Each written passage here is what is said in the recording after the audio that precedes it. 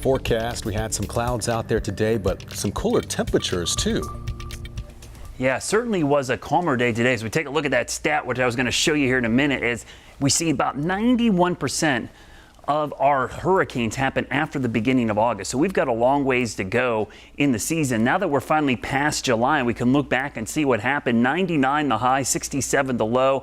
So really warm July. This was the warmest July we've seen in quite some time, the 11th warmest on record. The 47th the wettest, which doesn't seem like that high up, but compared to the drought-stricken May and June, this was a huge relief. And this was one of the lower numbers at the airport. Some parts of Mecklenburg County and other locations of the mountains and foothills had double digits, like 10 to 14 inches of rain in the month of July. But we are over the worst of the summer heat because meteorologically this is the last month of the season, and we're going to start to see those temperatures cool from around 90 for an average high back to 87 by the end of the month. And again, for climate and weather stats, we only keep track of the full 3 months of the summer season, which is June, July, and August. Those are the meteorological seasons, not the astronomical seasons, which are totally different and used by astronomers only, not really meteorologists or climatologists. 49 days of 90 plus so far, 37 at this point last year. So we're well ahead of last year's pace. Another sign that this has been a very warm summer, but it has also been a stormy summer, especially in July. June was bone dry. We barely had any rain,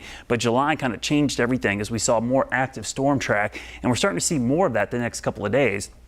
Eventually, the bigger storms will be up to our north and west.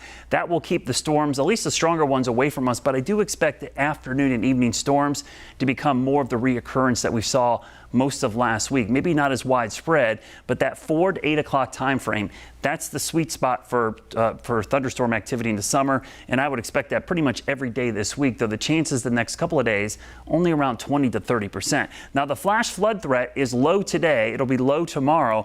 But again, with any of these storms that are slow movers, you could see some flash flooding, especially with the recent downpours that we've seen. Tomorrow afternoon, mostly sunny for the first half of the day. Then 4, 5, 6 o'clock hits. You see the pop-up storms developing. Again, the evening hours are highest chances. Calming down in the morning on Wednesday, but then by the afternoon, maybe not as many, but still a pop-up storm possible as we get into more sticky weather. In fact, the dew points are pretty solidly in the low and mid 70s here for the next 7 days. And with temperatures returning back to the 90s after a one-day break, we're going to see the heat and the humidity feel like 100 degrees again for most of the week. Now, the rainfall the next 5 days, the mountains and foothills, your highest chances again the next few days. But as we get closer to the weekend, we will see the rain chances start to tick back up. Now, I showed you this graphic briefly earlier. A lot of folks have been commenting, to me saying, hey, Brad, it's been a quiet season. Remember, even though the hurricane season starts on June 1st, it really doesn't get going until August, September, and October. In fact, 91% of all the storms in the past have occurred after August 1st. So that's the time frame we usually watch, with the peak of the season being right there in the middle and beginning of September. So we've got a long ways to go before we're in the clear, and trust me, things will get active quickly.